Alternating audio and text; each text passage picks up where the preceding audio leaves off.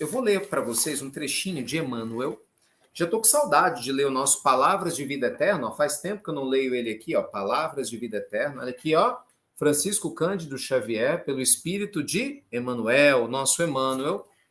E nós vamos ler, o capítulo é o 25, Ouvirás de certo. Tá? Capítulo 25, Ouvirás de certo. Então, antes, ouvirás de certo. Marcos, capítulo 15, versículo 30. Se te encontras realmente empenhado na execução do bem, ouvirás de certo as provocações do mal em todos os instantes do testemunho. Se em verdade vives à procura do Cristo, por que choras sobre o fardo das provações? De que te serve a fé para o caminho de tanta dor? Se és médium com tarefa de caridade, onde estão os espíritos protetores que não te aliviam as amarguras? Você vê, Emmanuel está dizendo o seguinte, quando você faz o bem, quando você é uma pessoa, né, que está se esforçando para fazer o bem, você vai ouvir um monte de tentações na tua cabeça para tentar fazer você desistir. Aí ele está trazendo as tentações mais comuns. Entendeu a ideia? Eu vou começar de novo. Ó, se em verdade vives à procura do Cristo, que chora sob o fardo das provocações? Então, às vezes você está lá, não, mas eu estou estudando, eu faço o evangelho e tal, aí vem na tua cabeça, se você está estudando tanto o evangelho, por que você ainda chora perante esses problemas? Tipo assim, você não é de nada. Você é um fake, fica vendo evangelho aí, essas coisas todas. Tá vendo? Você não dá conta de nada. Vai na cabeça da gente, né? Outra, de que te serve a fé para o caminho de tanta dor? Entendeu? Aí tem pessoas que falam, não vou dar conta. Aí um amigo fala, não, vamos rezar, tenha fé em Deus. Aí vem na tua cabeça, não vai adiantar nada mesmo. O que te serve essa fé? Eu tô aqui internado, tomando agulhada de todo lado. De que serve essa fé? Estou aqui abandonado, não tem ninguém que me ame, que me quer. De que serve essa fé? Estou aqui com a conta de água, de luz atrasada. De que serve essa fé? Estou aqui no meio dessa situação hostil. Então, a própria cabeça da gente entra em sintonia com vibrações que vão fazer a gente desanimar se a gente não prestar atenção. Quem nunca passou por isso? Quem nunca passou por isso?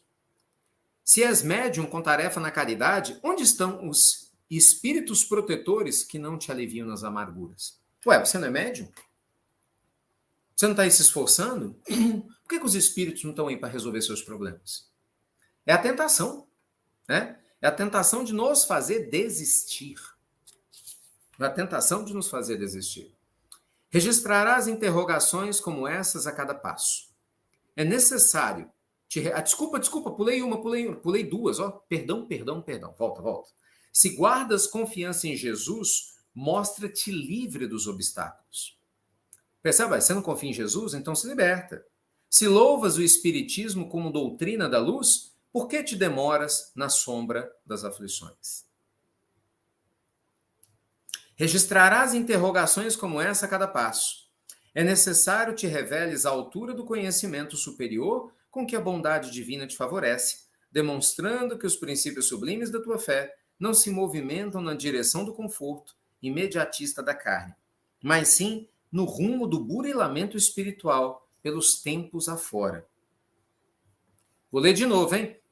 É necessário te reveles à altura do conhecimento superior com que a bondade divina te favorece, demonstrando que os princípios sublimes da tua fé não se movimentam na direção do conforto imediatista da carne, mas sim no rumo do burilamento espiritual pelos tempos afora.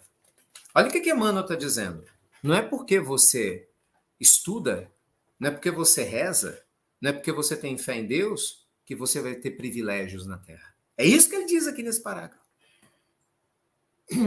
Não é porque nós temos fé em Deus ou estamos aqui no Evangelho, né? Falando de Deus, né? Pensando, vamos vibrar para a humanidade, bora, né? Vamos ajudar a família, vamos. Não é porque você já tem um coração bom que você vai deixar de passar pelo que precisa, e eu também. Entendeu?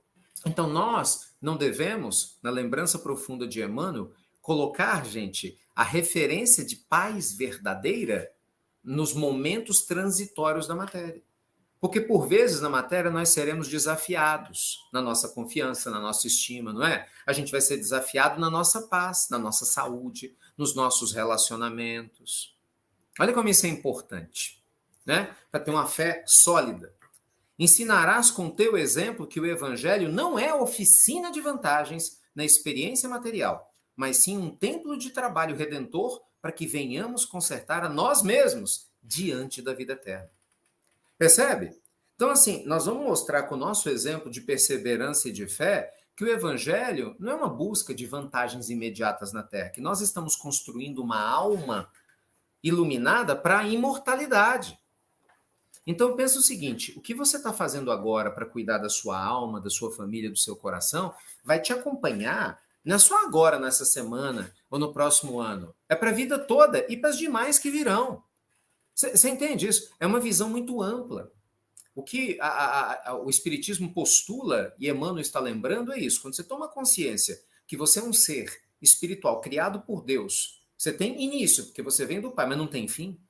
Quando nós entendemos que nós estamos caminhando para uma eternidade que nos aguarda de trabalho, que é a nossa evolução, o nosso despertar espiritual de agora vai nos favorecer no médio e longo prazo, então a gente começa a ver os desafios ao nosso redor com um novo olhar, entendeu? A gente sai daquela posição de fraqueza, você sai daquela vibe de, oh meu Deus, e agora? Por que comigo eu não vou dar conta? E você entra na vibe, estou criando uma obra-prima na minha alma. Estou trabalhando em cada dia, em cada momento, o burilar de emoções, sentimentos, pensamentos e comportamentos que eu não tenho ainda, mas eu vou ter, que vão me acompanhar agora, mas vão me acompanhar para a vida eterna. Então a gente aprende a ver o evangelho como um alimento, gente, como um incentivo para trabalhar a vida eterna.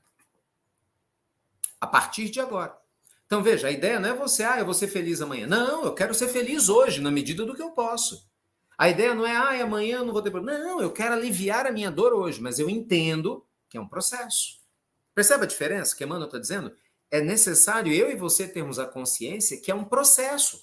Porque na hora que a gente esquece que são processos, que isso demanda tempo, demora, entendeu? Não adianta dizer que não demora, demora, sim senhor e sim senhora. A gente fica imediatista, é onde a fé vai embora. E com a fé indo embora, você fica depressivo, fica tristonho, tenta suicídio, num caso extremo. Alguns pior, conseguem. Outros não conseguem, ficam machucados aqui na Terra. Tem gente que vai lá e tenta de novo. E você vai analisar a Gênese, a origem base, é uma pessoa que não conseguiu se adaptar à sua vida na Terra.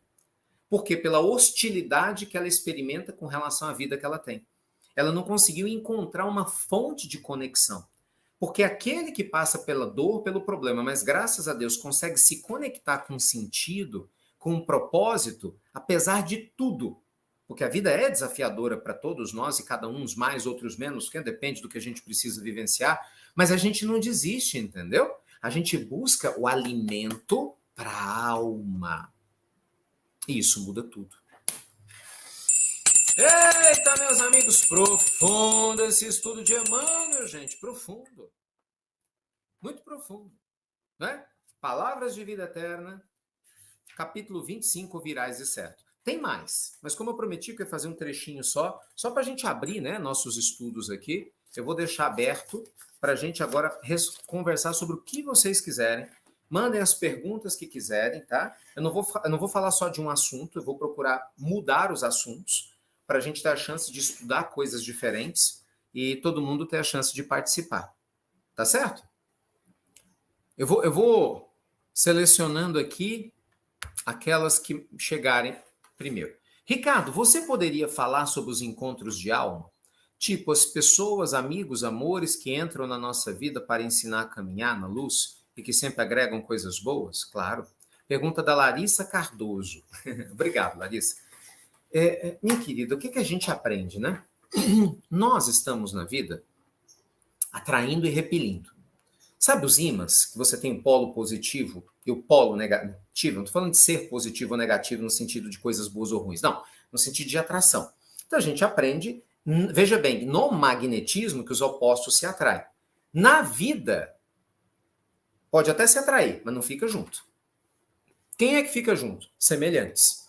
Então, nas relações humanas, a lei da física não se aplica. Nas relações humanas, você até pode ser atraído por alguém contrário a você, porque existe uma finalidade de aprendizagem entre as duas almas. Mas para permanecer em conjunto, só pelas afinidades. Assim, você não fica convivendo cheio de felicidade, alegria, bondade, liga com quem você não gosta. Então, e vice-versa, né? Então, existe um núcleo aí de troca de afinidade. Então, nesse sentido, essas pessoas que entram no nosso caminho especificamente para nos beneficiar, que foi a pergunta da Larissa, foi pessoas boas que entram para nos beneficiar. Isso é um processo que vai acontecer sempre, sempre aconteceu. Porque a gente não só atrai pessoas, né, para a gente resgatar. Nós atraímos pessoas que vão nos fortalecer do mesmo jeito que nós também vamos ser alimento, né, para essas pessoas, com o nosso carinho, com a nossa fala, com o nosso afeto. É uma troca, gente. Pensa o seguinte, tudo é uma troca. E você sabe o que eu acho mais lindo nessa história toda de afeto? É que o afeto não conhece distância física. Não é, gente? O afeto não conhece distância física. Olha que interessante o nosso caso aqui. Gente, 99,9% de vocês eu não conhecia antes de começar a pandemia. E continuo sem conhecer fisicamente 99,85% de vocês. Né? Poucos eu já tive a alegria de ver em algum evento presencial ou encontrar na rua, né? Mas a maioria eu não conheço. Mas eu acredito que nós temos um afeto verdadeiro aqui, porque eu venho para cá numa felicidade, Deus é testemunha disso, numa alegria, como se eu estivesse vendo você aqui, entendeu? Para mim, você está aqui na minha casa, no estúdio, tomando café. Nós estamos juntos aqui falando do Evangelho. E aí eu vejo os comentários de vocês, você me alimenta, não é? E aí eu te alimento, e nós todos estamos juntos. Então olha que coisa mais linda, né? É uma grande troca, é uma grande troca, é uma grande aprendizagem. Estamos todos juntos aprendendo a crescer, a evoluir, a despertar. Então é uma grande troca. E olha que interessante, o amor, ele vai além, né, das questões físicas.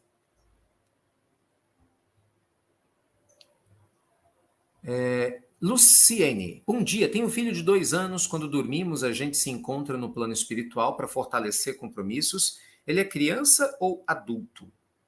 Ficou meio confuso isso aí, hein? Outra pergunta, por que você não lê nada do Divaldo? Ai, vamos lá. Deixa eu ir de trás para frente, então, Luciene. Refaz a primeira pergunta, que ela ficou meio confusa aqui. Né? Eu tenho um filho de 2 anos. Quando dormimos, a gente se encontra. É uma pergunta, então, né? Para fortalecer o compromisso, ou ele é criança ou adulto? Vamos lá, eu vou responder na medida do que eu entendi da tua pergunta. Se não for isso, aí você refaz ela aqui, se eu enxergar ela aqui no rol das perguntas, eu respondo de novo. Gente, o espírito, ele tem histórico, tá? Então, o fato de você ter uma criança de 2 anos é o corpo dessa existência que tem 2 anos. O espírito não tem 2 anos, nenhum espírito tem 2 anos para estar aqui na Terra, né? Para começar a reencarnar na Terra, segundo André Luiz, a gente tem pelo menos 1,5 bilhão de anos. Pelo menos 1,5 bilhão de anos. Então, é claro que durante o sono, a gente se encontra com afinidades espirituais. Você pode se encontrar com o filho, com o pai, com a mãe, com o sobrinho, com o amigo, da vida passada e também dessa. A gente pode fortalecer os laços, os compromissos ou não. Por exemplo, na hora que a gente está dormindo, os interesses podem ser diferentes. Percebe? Eu posso ter um interesse enquanto eu estou dormindo, minha esposa pode ter outro, cada um dos meus filhos pode ter outro. E o espírito vai para onde a afinidade dele busca. E, eventualmente, a gente pode estar junto também no mundo espiritual. Então, assim, há uma série de possibilidades que se estabelecem, tá? Mas uma coisa é certa, se você é mãe e você tem um filhinho, você já tem aí um vínculo profundo e gigante para ser nutrido todo dia, todo instante, né? E a segunda pergunta, por que eu não leio nada do Divaldo? Não, porque vamos por partes, né? Primeiro porque o Divaldo não escreve, o Divaldo psicografa.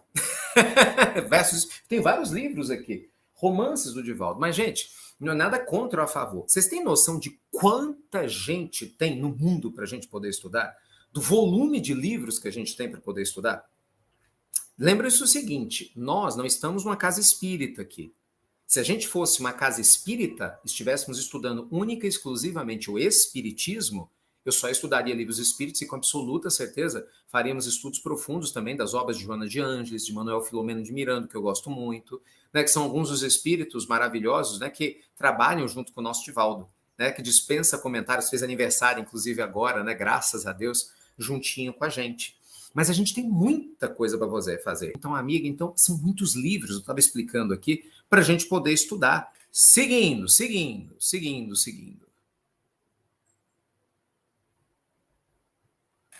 Ricardo, você poderia comentar sobre os mestres ascensos e a fraternidade branca? Obrigado, sim. A fraternidade branca, Alex, vamos lá. Tudo depende da abordagem que a gente vai fazer, né? Existem diversos possíveis entendimentos do que seria a fraternidade branca. Na realidade, a gente só vai saber ao certo quando desencarnar para ter essa certeza absoluta, né? Sabem, porque nós vamos perguntar na fonte, evoluindo para isso, é lógico. Mas o que a gente sabe é que a primeira presença da ideia da fraternidade branca foi amplamente divulgada pela Helena Blavatsky, no finalzinho do século XIX, né, quando ela cria a teosofia, e naturalmente junto, né, com essa comunidade teosófica, traz-se a comunicação, porque ela foi uma grande médium, né, além de uma excelente escritora, de espíritos ascensos, né, que teoricamente fariam parte da organização do nosso sistema solar. Nós temos o nosso Emmanuel, que nos traz, sem entrar em detalhes de nomes, que nós temos a comunidade dos espíritos puros que coordenam o nosso sistema solar. Então, obviamente, muitas pessoas gostam de fazer uma livre associação entre uma coisa e outra. Ah, então essa comunidade dos espíritos puros seria a fraternidade branca? Pode ser que sim, pode ser que não. Né? Pode ser que esses espíritos puros estejam muito além do que a gente imagina dos mestres ascensos da fraternidade branca. Né? E pode ser que, por uma questão de nomenclatura, espíritos que fazem parte da fraternidade branca façam parte da comunidade dos espíritos puros. Então, a gente não pode afirmar com certeza, mas uma coisa é certa, né? Esses espíritos ligados à fraternidade branca seriam espíritos bastante iluminados, bastante evoluídos, ligados aos destinos do planeta Terra, se importando com os destinos evoluídos do planeta Terra, e cada qual já tendo até passado por experiências pretéritas aqui na Terra, e no mundo maior, já tendo essa evolução sido alcançada, trabalham em comum acordo para ajudar o nosso planeta a despertar, nosso planeta a evoluir e, na medida do possível, ajudar o cosmos a fazer o mesmo. Tá bom?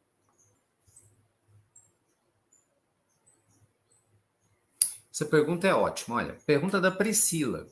Ricardo, bom dia. Meu marido desencarnou tem 15 dias. Todos os desencarnados, quando fazem a passagem, eles chegam no plano espiritual dormindo? Se sim, ficam dormindo em tratamento por quanto tempo? Priscila, antes de mais nada, todo o meu carinho, viu? Todo o nosso conforto para o coração, porque a gente sempre tem que lembrar disso, né? O fato da gente estudar as leis divinas, da gente trabalhar o evangelho, de forma alguma tira da gente a saudade, o afeto, o amor, que é natural por aqueles que a gente ama tanto. Então, Jesus com certeza está abençoando o seu coraçãozinho e da sua família, e fico feliz de você estar junto conosco aqui nessa jornada, e tenho certeza que as suas preces estão chegando sem dúvida nenhuma para o seu esposo também, tá bom? Mas vamos lá, a resposta. Gente, não existe uma regra pronta. Cada um de nós trabalha o que vai acontecer após o desencarne na encarnação. Porque tudo depende da nossa evolução espiritual, depende das nossas vibrações, depende do nosso mérito. Entende? É uma equação muito complexa e ao mesmo tempo simples. Olha que coisa curiosa. Por que é complexa? Porque cada ser aqui na Terra tem uma vida que lhe é própria. Então não tem como a gente afirmar, não, a desencarnação vai ser assim X, porque para o fulano foi. Não. Eu vou sugerir, a gente está estudando na nossa reunião mediúnica, com o nosso grupo aqui, o Céu e o Inferno, que eu já estudei com vocês, né, relatos de desencarnações. Eu gosto muito desse assunto, vocês já viram? Gosto demais, porque eu acho muito didático, a maioria das pessoas precisa saber que a morte não existe, como a gente imagina, só que a maioria não sabe, mesmo espírita, tem muita dúvida quanto a isso. Mesmo a gente tem 20, 30 anos de espiritismo, nem dúvida. Então, adoro estudar relatos de recém-desencarnados. Tem na Revista Espírita todos os números, né, fica aqui a indicação para vocês, e em especial no livro Céu e Inferno, na segunda parte. E aí a gente vai ver, pelo livro Céu e Inferno, uma obra magnífica que Allan Kardec trouxe, que a velocidade ou o tempo que demora para um espírito se comunicar, por exemplo, quando ele consegue, ou o tempo que ele demora dormindo, é muito relativo. Nós temos notícias, meus amigos, de espíritos que desencarnaram fisicamente e 2, 3 horas depois já estavam se comunicando com Chico Xavier. Jerônimo Mendonça foi um caso assim, né? O famoso gigante deitado. Não sei se vocês conhecem a história de Jerônimo, né? Teve uma época que eu contei muitas histórias do Jerônimo, histórias fantásticas. Ele era tão desprendido da matéria que quando ele desencarna, o espírito dele estava tão mais no mundo espiritual que no físico, ele estava tão, sabe, sem influência já da matéria, que ele consegue naturalmente se conduzir para o mundo espiritual e se comunica com Chico. Nós temos no livro Céu e Inferno relatos de espíritos assim. Poucas horas e dias depois. Me falha a memória, tá? Se alguém conhece aqui, me falhar, pode ficar à vontade de me corrigir, mas me falha a memória a mensagem do senhor Jobert, que trabalhou junto a Kardec, né, na primeira instituição espírita da história, lá em Paris. Ele desencarna, ele pede para ser convidado a se comunicar, e obviamente se ele o consegue é porque havia condições para tal, e tinha pouco tempo. Agora, tem espíritos que vão dormir durante muitos meses e até anos. Então, assim, cada caso é um caso. Só a título de curiosidade, tá bom? Porque cada caso é um caso. Esses espíritos de pessoas famosas, quando desencarnam normalmente, que geram uma comoção muito grande, né, muito grande, principalmente, né, se são pessoas, né, que são pessoas boas, né, já têm um coração bacana, pode ter certeza que a tendência é que eles durmam durante um bom tempo, até o clamor popular diminuir, para que ele tenha condição de despertar no mundo espiritual e fugir da perturbação. Nós conhecemos, por exemplo, o caso da história do Ayrton Senna, né? O Chico fala do próprio Chico Xavier. Quando Ayrton Senna desencarnou, ele ficou dormindo durante um bom tempo no mundo espiritual. Não só para a recuperação do perispírito, mas assim para a recuperação dele, para diminuir o nível de comoção popular que se instalou no Brasil e no mundo por causa da morte do Senna. Quer dizer, certamente ele não teria estrutura, né, nenhuma para poder dar conta daquilo. Então, cada caso é um caso. Então, não tem como a gente, entende? Afirmar o que está acontecendo. Mas, o que eu acho que é o mais importante, eu acredito que seja o cerne, né, da sua pergunta em relação ao seu marido recém-desencarnado, é: ore por ele, tenha fé em Deus, que a sua oração está chegando até ele, tenha certeza exata que ele está recebendo todo o auxílio que ele precisa, e se ele vai dormir mais um pouquinho, se ele não vai dormir, o importante é que você esteja bem, sabe, confiando em Deus nesse sentido. Eu conheço um caso recente de uma senhora que ela desencarnou num acidente de automóvel, né? Uma pessoa, eu não tive o privilégio de conhecê-la, né? Mas sei que era uma senhora muito boa. Eu tive a honra de conhecer o filho dessa senhora, que se tornou um grande amigo nosso. Ele, a esposa, os meninos, né? Hoje são pessoas muito próximas, né? Pessoas maravilhosas. E veja, você está vendo? Uma situação de dor trazendo amor. Ele vem em busca, por causa da dor, saber orientações sobre a mãe. E aí o amigo espiritual, graças a Deus, né, conseguiu trazer um nível de informação que ele precisava. E eu vi essa senhora. Vi claramente essa senhora sendo levada, colocada na cama, dormindo durante um bom tempo. E recentemente eu nem lembrava de nada. A gente nem sabia de nada. Houve um determinado contexto em que eu vi essa senhora andando. Assim, não na minha casa, né, mas no mundo espiritual. Na hora que o amigo espiritual estava cuidando dessa família, né, ele nem tinha perguntado nada, foi espontânea a visão. Ela acordou. E é assim que funciona, mas eu não sei.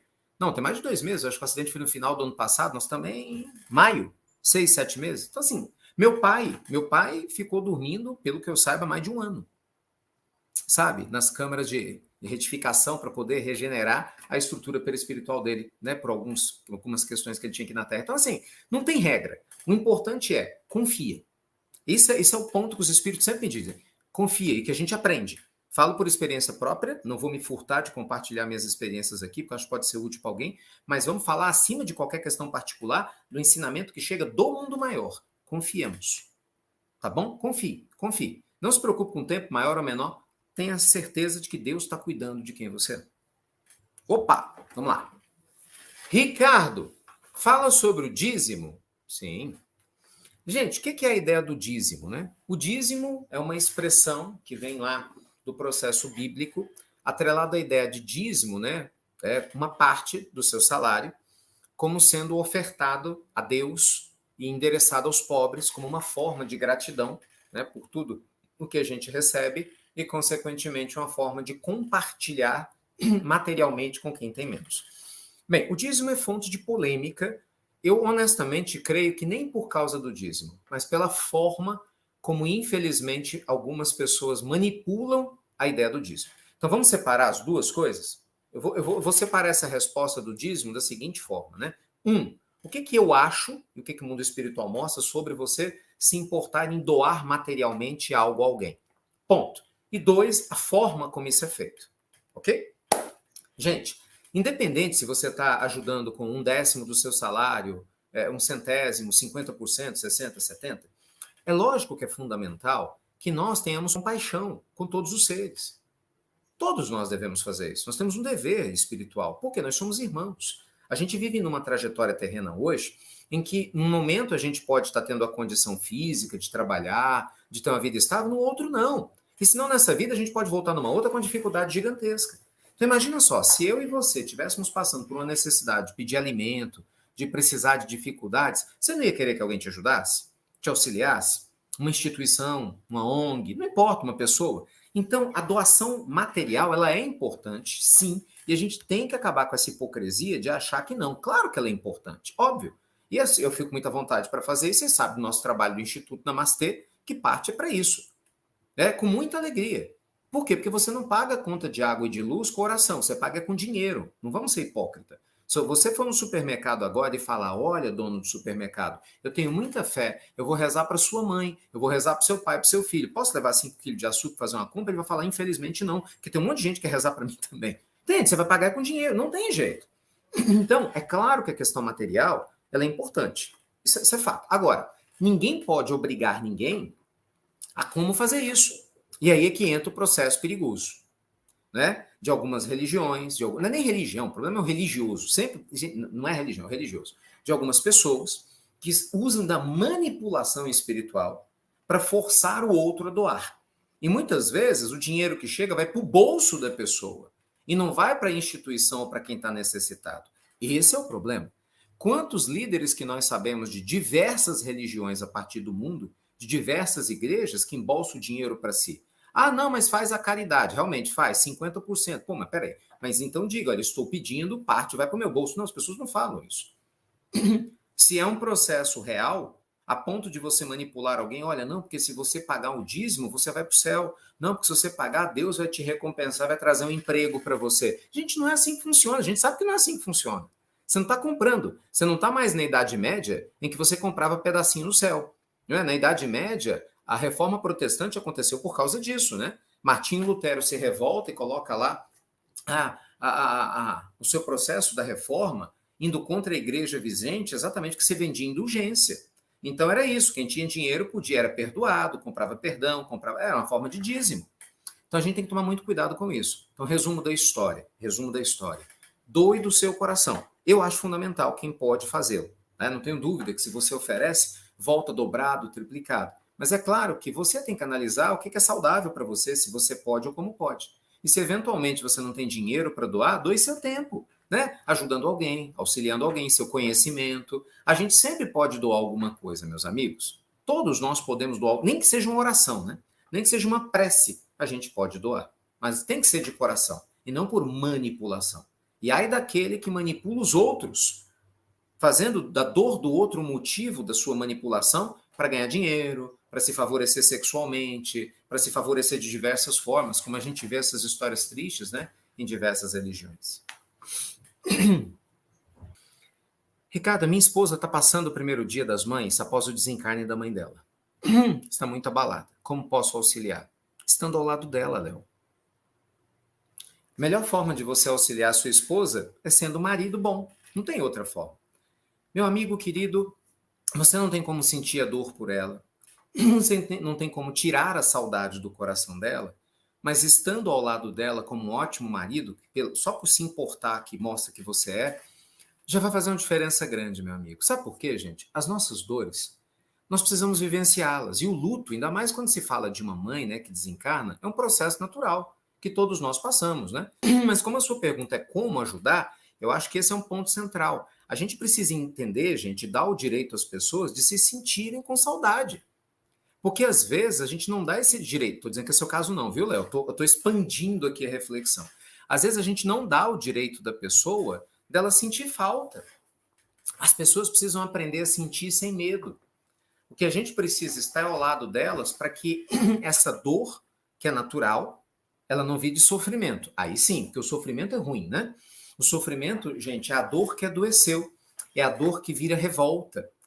E aí, quando a gente tem alguém que nos ama, que está ali do nosso lado, que enxuga as nossas lágrimas e chora um pouquinho com a gente quando precisar, faz a gente rir, sabe? Reza conosco, manda luz. Isso vai ajudando a confortar e a trabalhar o luto no nosso coração.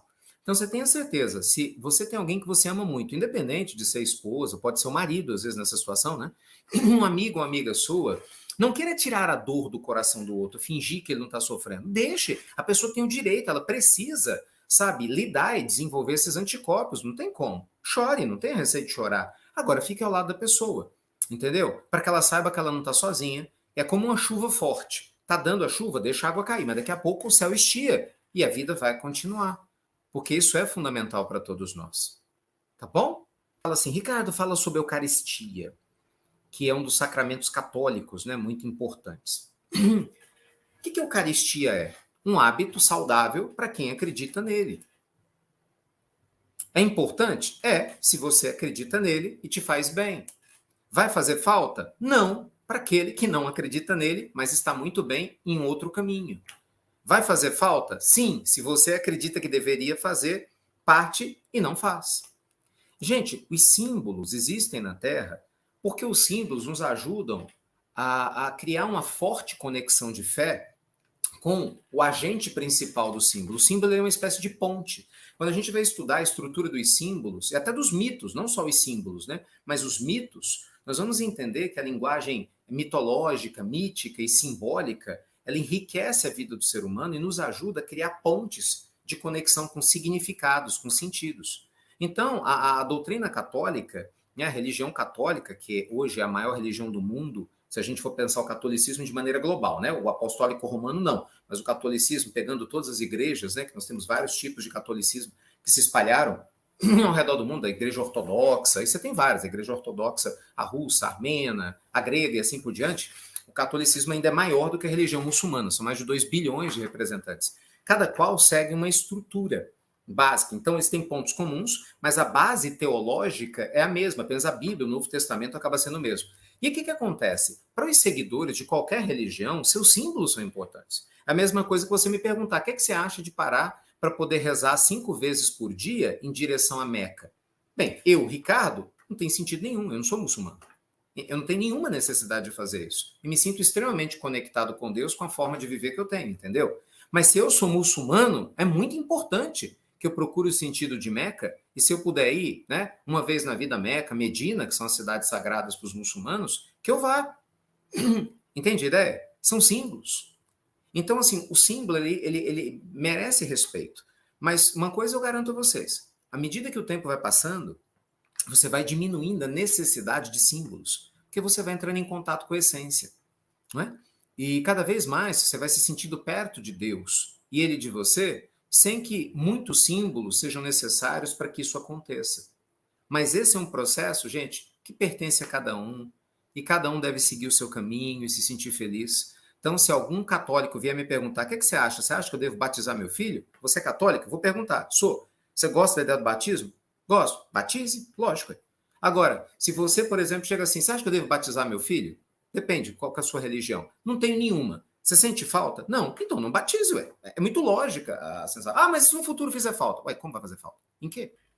Você acha que Deus vai amar menos o seu filho porque não batizou? Não tem a menor lógica isso. Você vai na prisão, tá cheio de assassino, inclusive muito psicopata que é batizado. Não adiantou nada.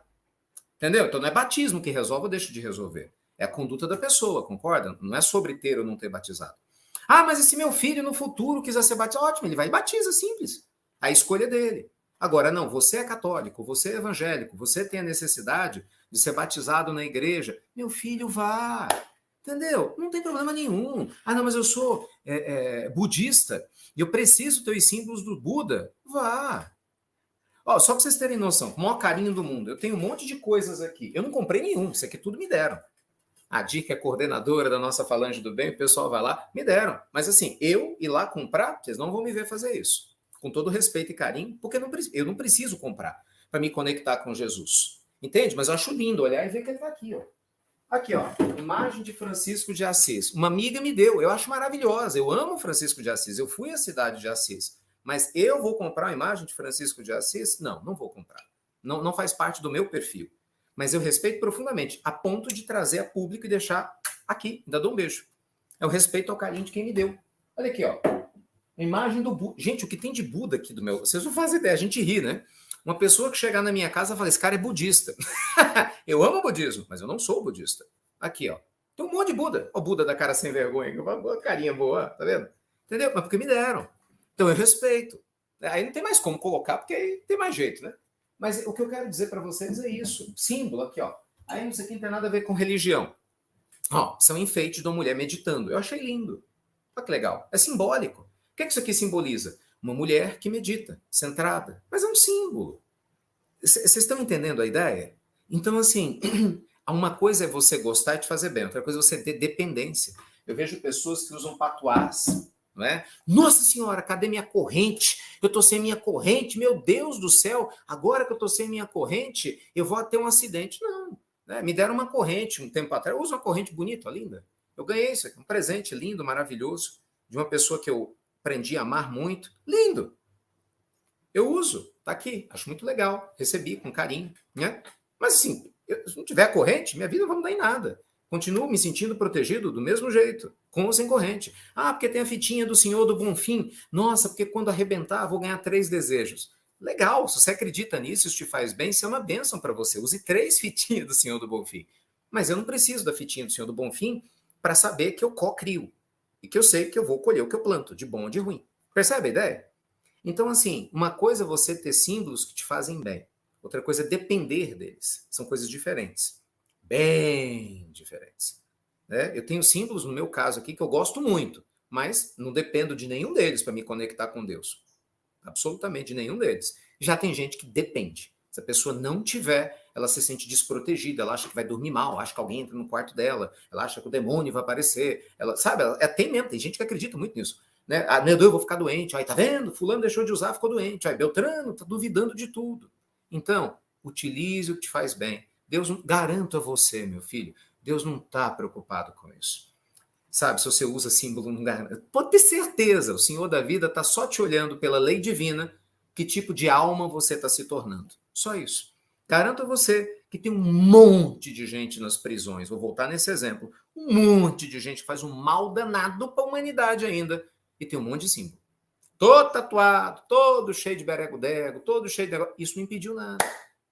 Tem pessoas que não têm símbolo nenhum e são pessoas maravilhosas. Entende? Então não é o símbolo que determina o ser humano. É o ser humano que determina o símbolo. Tá bom? Ficou claro? Então, sempre com muito amor, com muito carinho, com muito respeito. Então, veja o que traz paz ao seu coração. Essa é a nossa sugestão, né? E siga. Eu respeito todo mundo, gente. Eu acho que isso é muito importante, né? Do mesmo jeito que, obviamente, eu gostaria de ser respeitado nas minhas escolhas, eu respeito as escolhas das outras pessoas também.